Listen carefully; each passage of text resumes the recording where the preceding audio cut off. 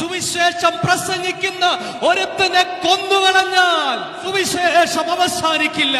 ആ മരിച്ചുപോയ ഒരുത്തന് പകരം 1000 പേര് എഴുന്നേൽക്കും. എന്നാൽ ഒരുത്തൻ ഭയപ്പെട്ട് യേശുവിനെ നിഷേധിച്ചു കളഞ്ഞാൽ, നിഷേധിച്ചവന് പകരം മുമ്പേ കേട്ട സംഭവത്തിലെ പോലെ മറ്റൊരുവൻ അവിടെ കയറി വരും. ഈ ലോകത്തിലെ സകല ക്രിസ്ത്യാനികളെ ഈ ലോകത്തിൽ നിന്ന് തുടച്ചു നീക്കിയാൽ, ഈ പുസ്തകം മുഴുവനും ഈ പ്രപഞ്ചത്തിൽ നിന്ന് കത്തിച്ചു കളഞ്ഞാൽ സുവിശേഷം നിൽക്കില്ല. ഈ വചനം എന്നും എന്നേക്കും സ്ഥിരമായിരിക്കുന്ന വചനം. അതുകൊണ്ട് ഇത് കത്തിച്ചു കളഞ്ഞാൽ ഭാരപ്പെടണ്ട.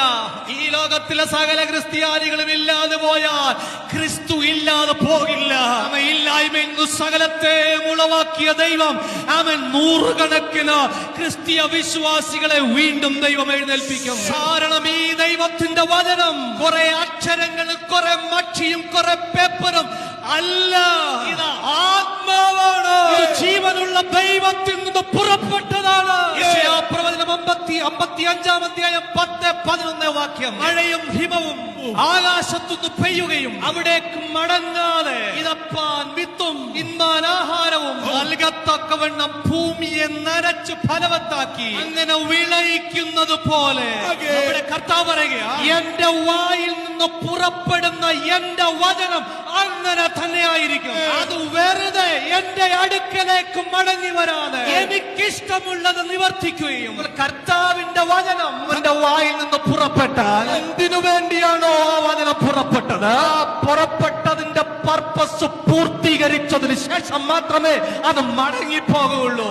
ഈ ദൈവത്തിന്റെ വചനം ദൈവത്തിന്റെ വായിൽ നിന്ന് വന്ന വചനമാ.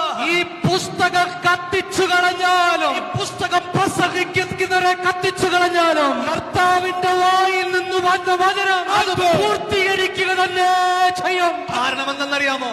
ഞങ്ങൾ പ്രസംഗിക്കുന്നത് തത്വചിന്തയല്ല, സ്നേഹമാണ്. പൗലോസ് പറയുന്നു, ഞങ്ങളോ ക്രൂശിക്കപ്പെട്ട ക്രിസ്തുവിനെ പ്രസംഗിക്കുന്നു. അതിന്റെ അർത്ഥം ഇതാണ്, ഞാൻ പാപിയായിരുന്നിട്ട് പോലും എന്നെ സ്നേഹിച്ച് എനിക്ക് വേണ്ടി കാൽവരി ക്രൂശിൽ മരിച്ച ആ യേശുവിനെ, എന്നെ സ്നേഹിച്ച യേശുവിനെയാണ് പ്രസംഗിക്കുന്നത്.